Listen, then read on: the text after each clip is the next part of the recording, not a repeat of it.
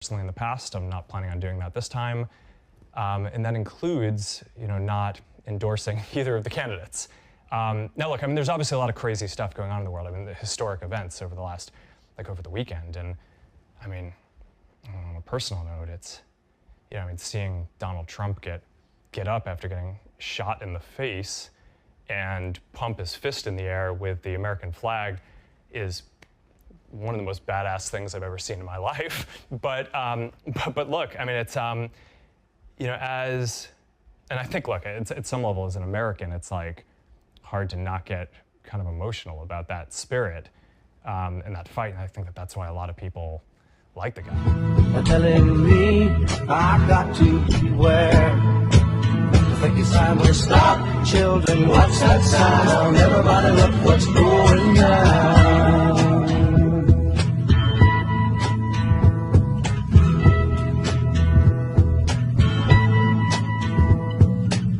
There's battle lines being drawn.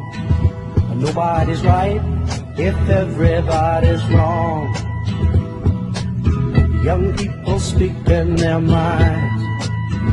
And this is a practice that we probably will be recommending into the future long after the enemy is gone. This particular enemy is God. We're also particular enemy is God. We're also particular enemy is God. I am the chosen one. What a field day for the heat. 1,000 people in the street, singing songs and they carrying signs, mostly say hooray for our side. It's time we stop. Hey, what's that sound? Everybody look what's going down.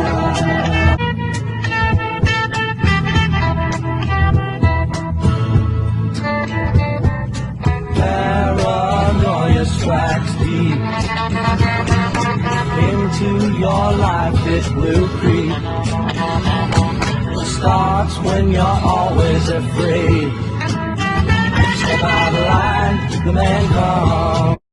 The game has been a source of intrigue since its release in 1995, and many of its cards bear a striking resemblance to real-life occurrences. Cards appearing to show events like 9/11, Princess Diana's death, the Japan earthquake, and the rise of ISIS years before they took place have all sent shivers down the spines of people who have looked at the game. Now it's emerged another of its cards foresaw Donald Trump winning the race to become the 45th President of the United States. The card in question is the Charismatic Leader card. It shows a cartoon figure with bright blonde hair addressing a mesmerized crowd. It can be argued the person designed for the purpose of the card resembles Trump, who himself has bright blonde hair, and is considered a charismatic individual. As previously revealed by the Daily Star Online, the card game may have also predicted Trump's assassination. The Enough is Enough card holds an image eerily similar to an angry-looking Trump taken in 2011. The card reads, "At any time, at any place, our snipers can drop you. Have a nice day." Many see this as a direct reference to an assassination of the person on the card. Conspiracy theorists believe the game was designed and launched by a real-life secret society pulling the string behind the scenes. It consists of 100 cards with cartoon artwork split across goal, group and special event cards. The most chilling card of all is the Terrorist Nuke card. It bears an image horrifyingly similar to the moment a hijacked plane plowed into the World Trade Center during the 9/11 attacks in New York. The Jihad card is believed to predict the rise of ISIS, while the New World Order, World War III card suggests a third global conflict will be nuclear. Austin-based Microsoft company CrowdStrike is advertised as being the company to trust to stop cyber attacks from happening.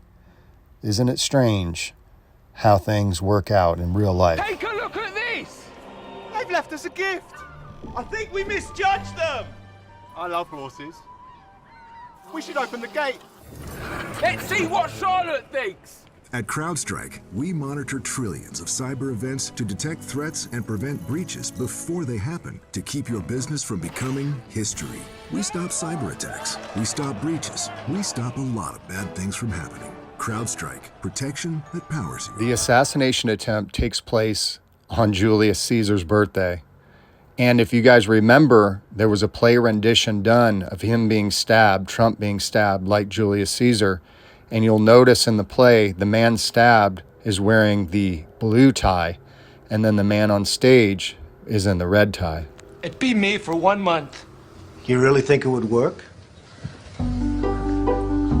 And so the pauper and the prince exchanged identities. Well, I'm off to find my new happiness. Now for the final test.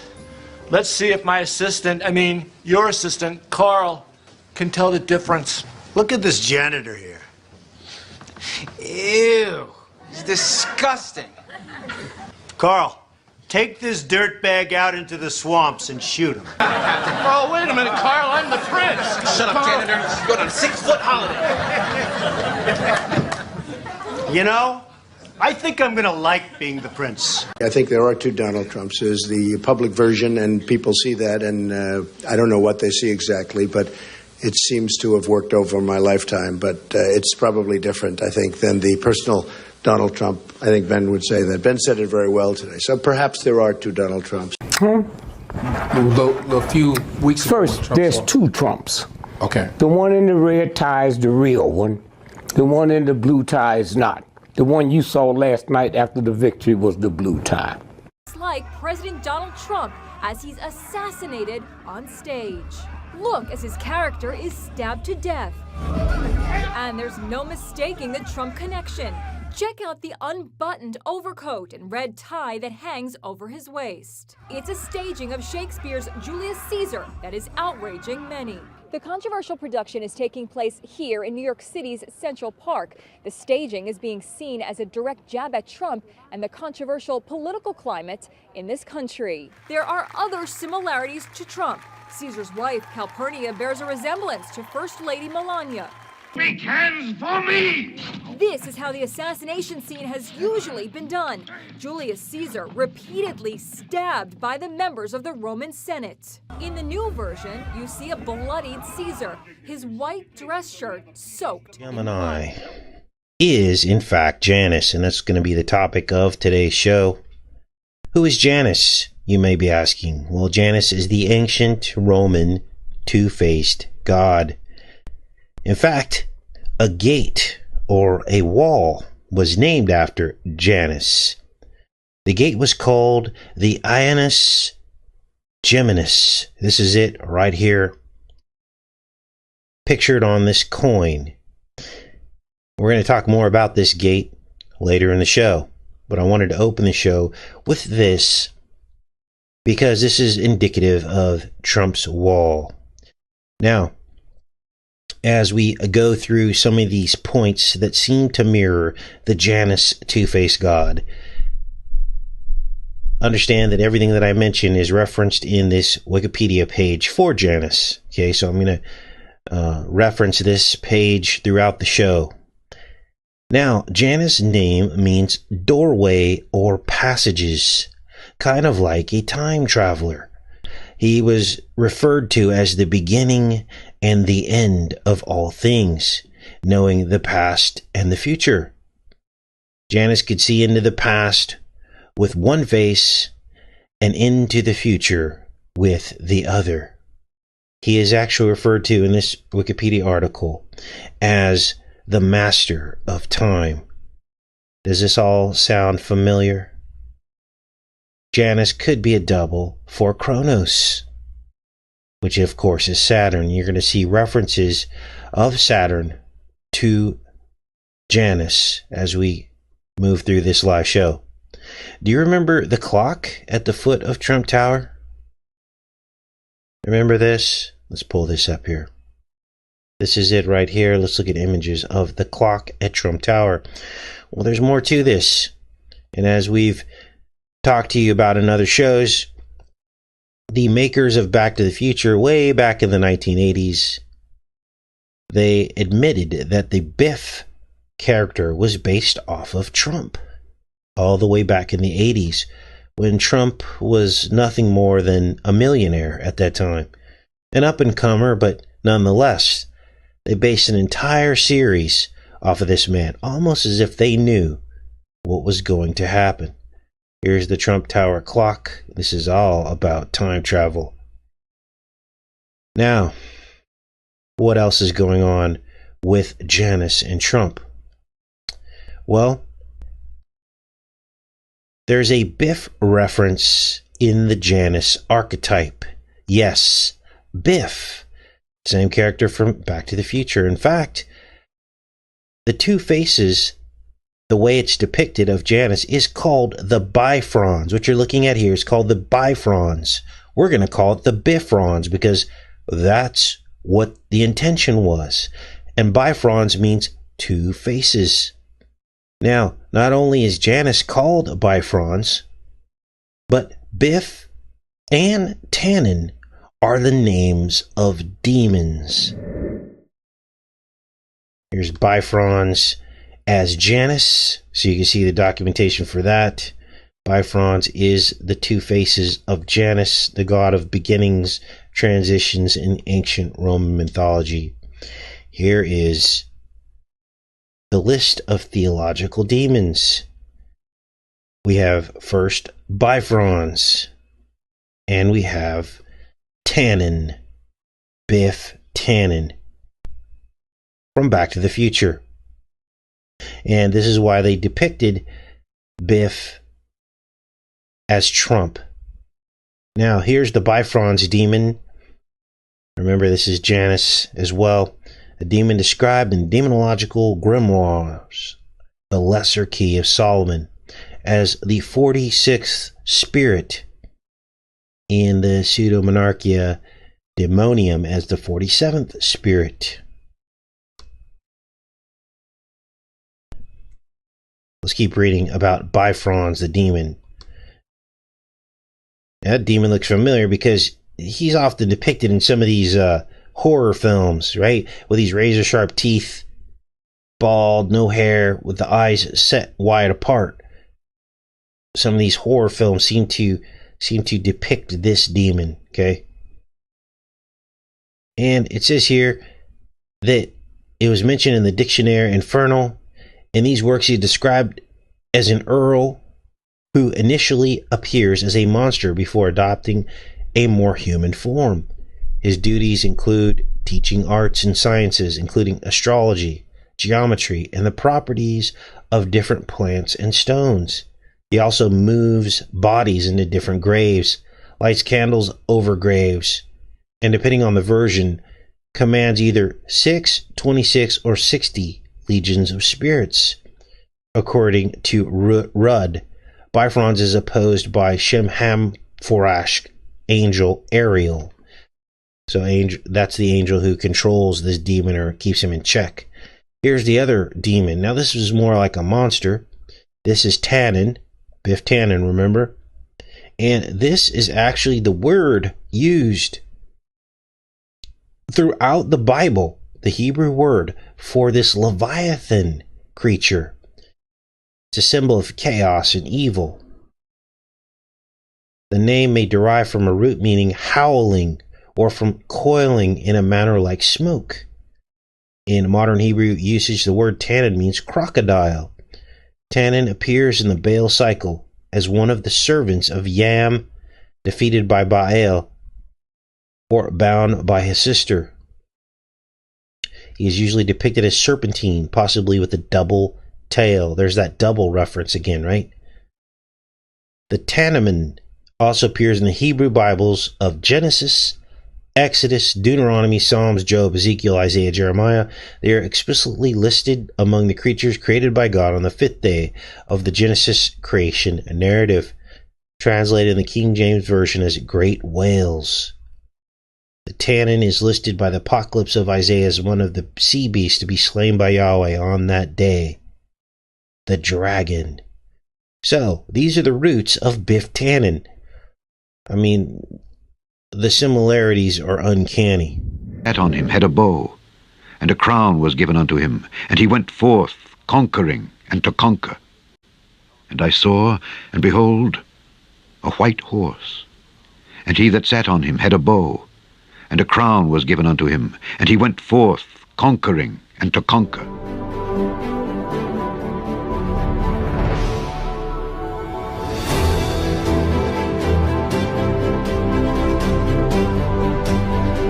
Before, GEODIS is an acronym for God Emperor of the United States. Where does this come from? GEODIS is most popular with the younger generation of Trump supporters on Reddit, although it is also seen on Twitter and other social media platforms. But why would a segment of the right embrace such a loaded title as God Emperor of the United States?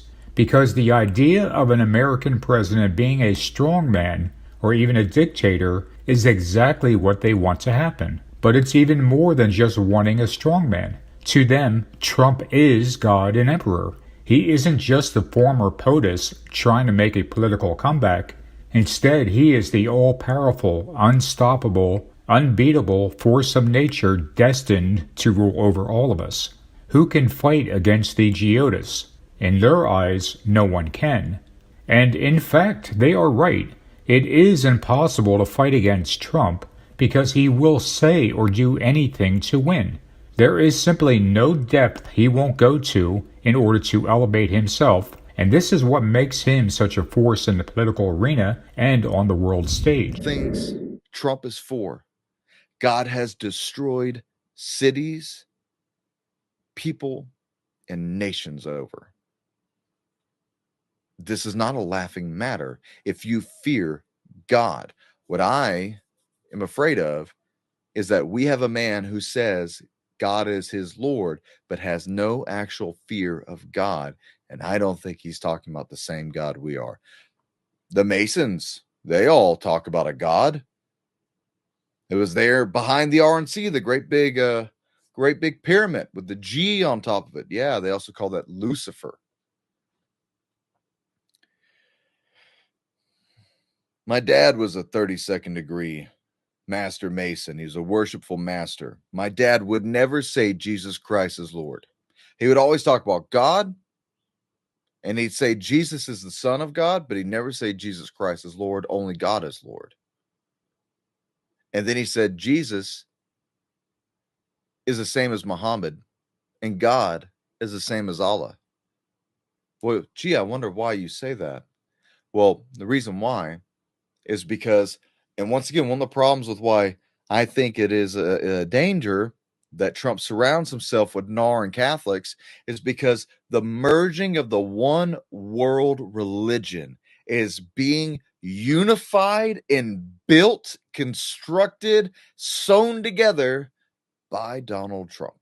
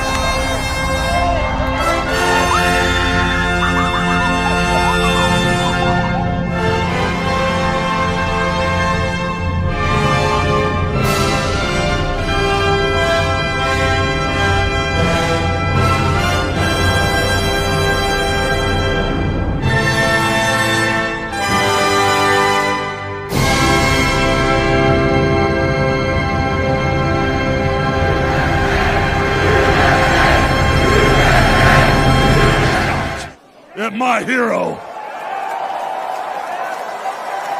And they tried to kill the next president of the United States. Enough was enough. And I said, Let Trumpomania run wild, brother. Let Trumpomania rule again.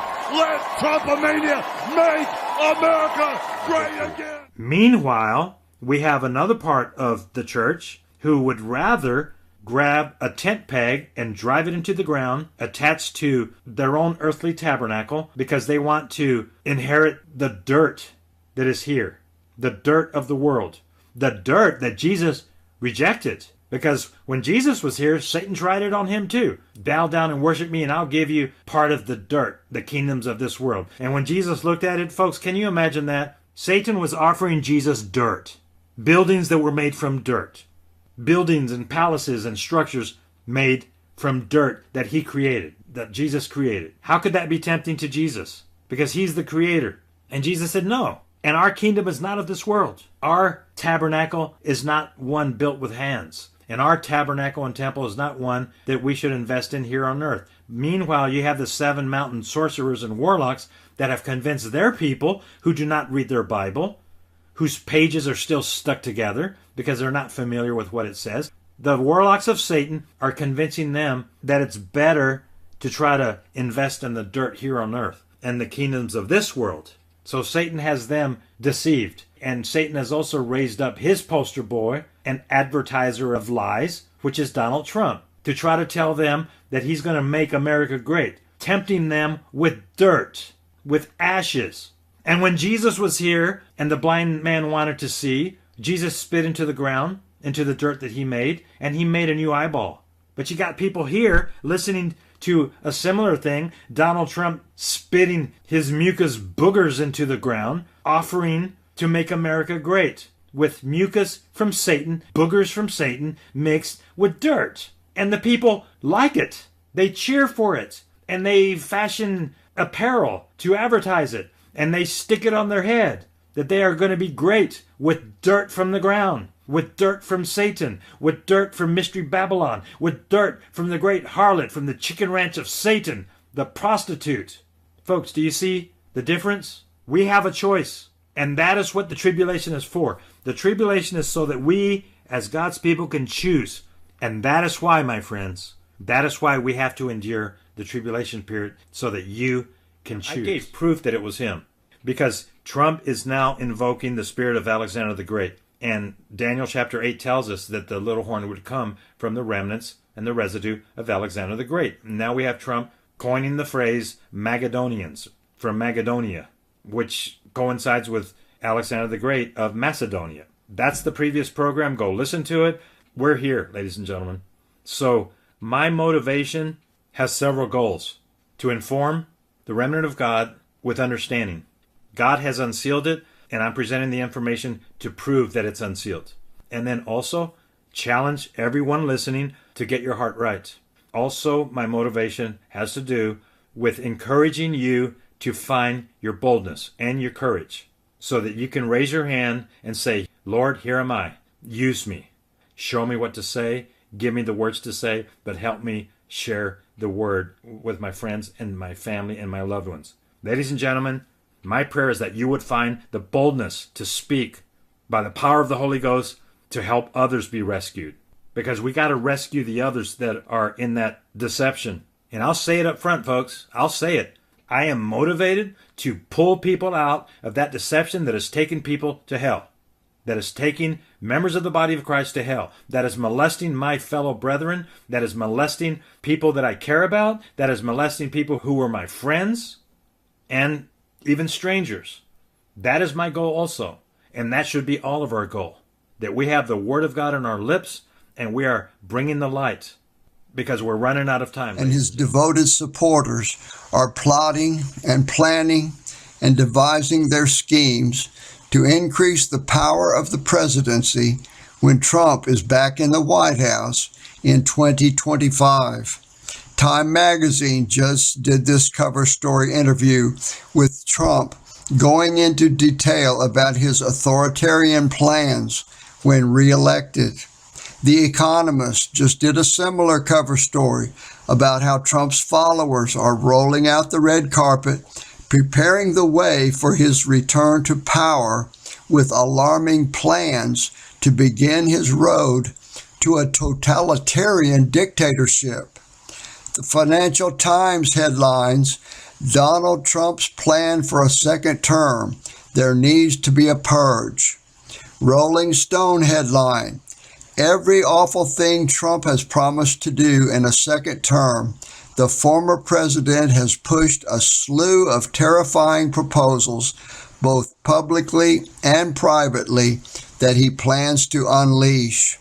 CNN headline, what Trump's war on the deep state could mean, an army of suck-ups. At one campaign rally after another, former President Donald Trump whips his supporters into raucous cheers with a promise of what's to come. New York Times headline, Trump 2.0, what a second Trump presidency would bring. On the campaign trail, Donald Trump has signaled that a second term would be more radical and vindictive than his first one. The Guardian headline, Trump threatens to prosecute Biden. The New Republic, Trump reveals who he goes after in a second term. The news media is now filled with headlines and stories about Trump's plans, Trump's desire for autonomous power, Trump's disdain for the checks and balances that would inhibit his power, Trump's disregard for any other governmental body that would question his complete authority. Project 2025 has published its plan for Trump's second term in a 900-page book titled Mandate for Leadership. This book lays out a detailed manifesto outlining Trump's takeover of the U.S. government, eliminating what Trump calls the deep state.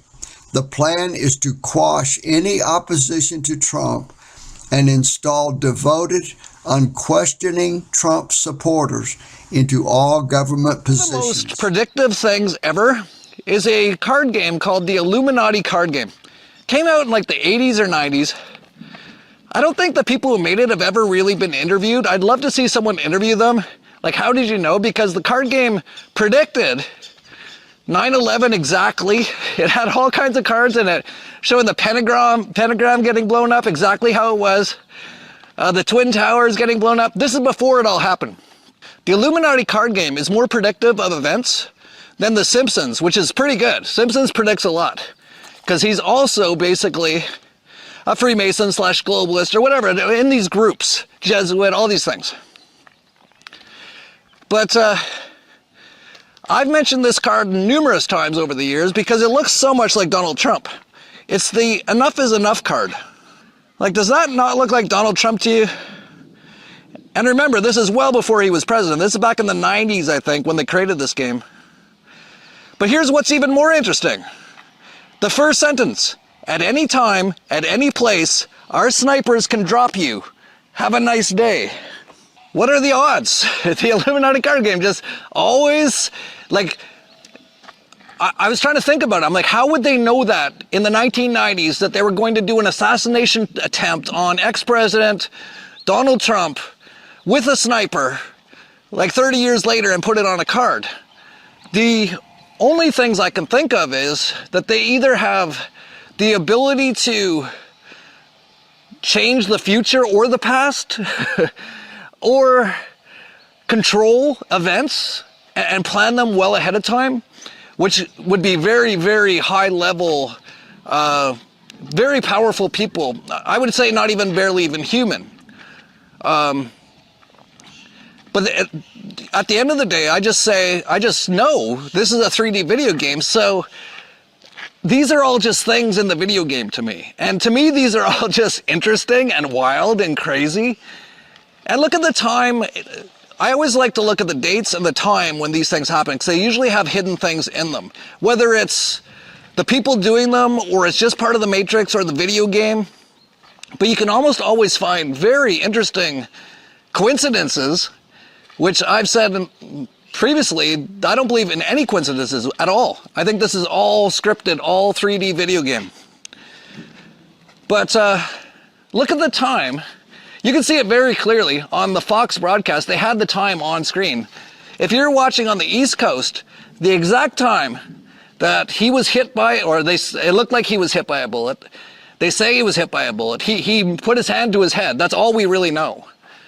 We'll play the video right here. Just look at the screen. 6:11 p.m. Eastern Time. That's interesting. You flip the 6 upside down, 9/11. There's almost always 9/11 sort of hints in a lot of these things they do. It means 6:11 p.m. Turn the 6 upside down, 9/11, right? If you're watching on the West Coast, you would have seen 3:11 p.m. Well, what's 3 times 11? 33. And you might be saying, well, who cares if 3 times 11 is 33? Well, they seem to throw in 33, this video game or whatever it is, and I don't know what it is.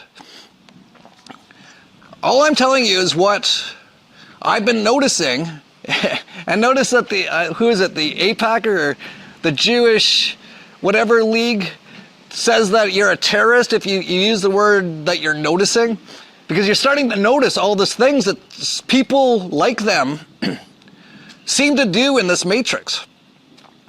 But I've just been noticing there's always a 33 involved. They always seem to tie in 9/11 into all the numerology and gematria and all the kind of stuff that they do. Scrape up a down payment for a little fixer-upper in your neighborhood? Take a look at my next guest. There's a report around Wall Street that this is what he has in mind. This is Donald Trump, 33 years old. And some people think that he wants to buy the World Trade Center, the 110-story Manhattan skyscraper that anyone can pick up if they've got the coins.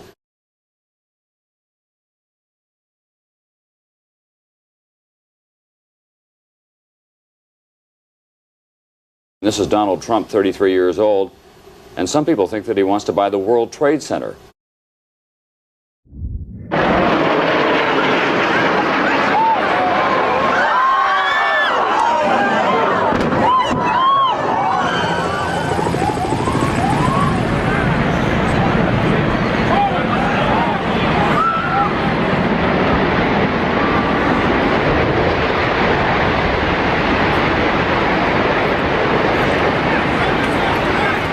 Trump is on the line. And we know him as the man behind lots of real estate in Manhattan. And of course, Donald, I understand you were actually a witness to what happened this morning. Well, I have a window that looks directly at the World Trade Center, and I saw this huge explosion. I was with a group of people, and I really couldn't even believe it. I mean, you look at Larry Silverstein, who's a terrific owner in New York and a very good friend of mine who I just called. I was very worried about him, because I assumed maybe he was in the building. He took possession of the building 1 week ago. Mr. Trump, what should be the response to this attack? How should the U.S. respond to such a devastation? Well, I think they have to respond quickly and effectively. They have to find out exactly what the cause was, who did it, and they have to go after these people because there is no other choice. And then secondarily, and much less importantly, we have to rebuild in some form that will be just as majestic as the World Trade Center.